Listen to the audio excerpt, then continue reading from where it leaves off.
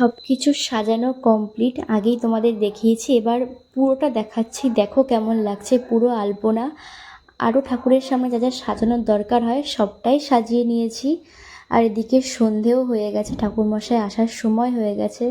দেখো তো কেমন লাগছে, ঠিকঠাক পেরেছি তো আমি? তো ওয়েট করতে করতে ঠাকুরমশাইও চলে এলেন পুজো করতে, সন্ধে হতে হতেই।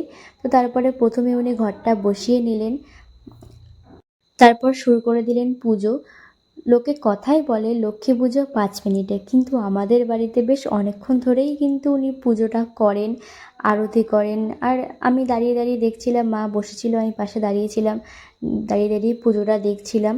আর সাথে করে একটু বাচ্চাদের মতো তারাবাতিও জ্বালাচ্ছিলাম। ভালো লাগে পুজোর সময় ওটা জ্বালাতে, বেশ মজা লাগে, আর নিজেকে একটু বাচ্চা বাচ্চা ফিল হয়।